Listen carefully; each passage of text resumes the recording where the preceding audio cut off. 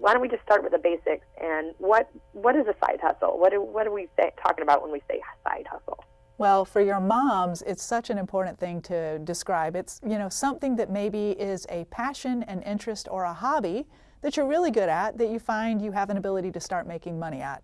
So it's not necessarily a day job or something that's going to replace your career, although it could grow into that. That does happen sometimes. But it's something that you do on the side. So there's so many moms that are inventors and creators because, motherhood is the, source of all invention, right? Need creates the things that we need to create. So, yeah. Absolutely. So I can think of some off the top of my head, bloggers, people that write as a side hustle are something that we employ a lot of bloggers on our site. But beyond that, you see a lot of the marketing, the selling of the makeup products and Tupperware parties, essentially. But what else is there? What else do we consider side hustle? I think a lot of times we don't think of things that are actually out there and opportunities. Well, there's so many things, right? So, for instance, one of my clients created something called Super Blankie, and it's just basically a blanket that's also a cape, and it has superhero licensing and stuff on it. And it's something she created when she was sitting around doing storytelling with her own kids and with her nephews and nieces. And it grew into this huge thing that is now licensed and on the stores in Target. So that's one example. But a lot of things are like services based, where, like you said, you're bloggers and consultants, marketers, social media experts, authors, trainers. There are so many different things we can do where we are the service, we provide the service, and we get money in exchange for it. Those kind of side hustles cost very little to start up and are pretty easy to run for just one person. So those are pretty common. Yeah, those are great. So, but what about time? I mean, a lot of us, I feel like we have these great ideas and we're like, oh, but how am I ever going to find time to implement this and to turn it into something? I think so many, we think it can't happen. It's too big of a project, and I'm busy with my children. So how do you find time to fit this in? The number one challenge any of us mom entrepreneurs have is time. It's not money. It's not knowing how to do something. It really is time, because you're going to always have that conflict with your top priority being your family. So that said, we find time for the things that we need to do or that we really want to do. And again, side hustles often grow out of passions and hobbies. So if it's something you love, if it fills your cup, which sometimes we need something beyond motherhood to really fill our cup, if it fills your cup and makes you stimulated and excited to do it, and a lot of us feel really great when we can contribute financially, even though we are the primary caretaker of the family, it feels good to contribute financially. And so all of those things are really good motivators, and we make time for the things we care about.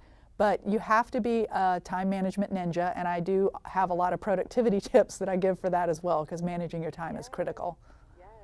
Love productivity tips. I think we can all use those. Yeah.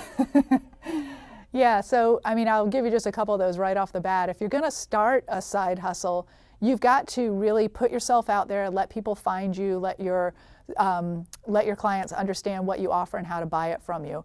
And the best way to do that is a website. So you need a really good website. You can find, like, GoDaddy's GoCentral is a great website builder. It's totally mobile responsive, so you can literally build it on your smartphone and then manage it on your smartphone without knowing anything about building websites. You can do it anywhere you are. I'm also really a big fan of the Google suite of applications like Gmail and Google Calendar and Google Docs. And you can get paid online. Again, use your phone for everything is my recommendation to save time. And so I use PayPal. I get either PayPal payments or credit cards from my clients, so I never have to go to the bank and cash checks. And in terms of really just starting out, I'm assuming really nowadays we have the option of social media. I feel like would be a great place to start. Any other tips and suggestions for, putting yourself out there, and where do they start?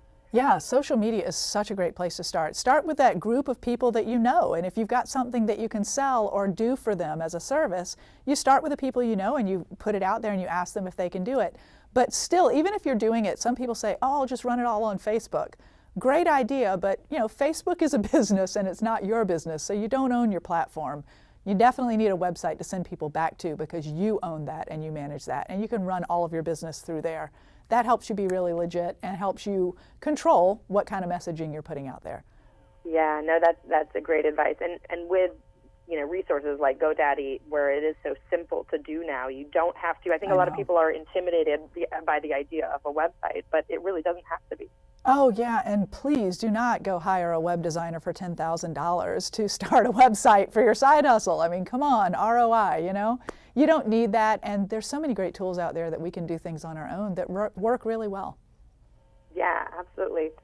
Now, what about just the burnout and avoiding that, and also getting like your family involved and behind you for that support, That's a great question, because again, we are, as parents, we're really conflicted, right? Like little people, little humans, they need all of us. They need us all the time.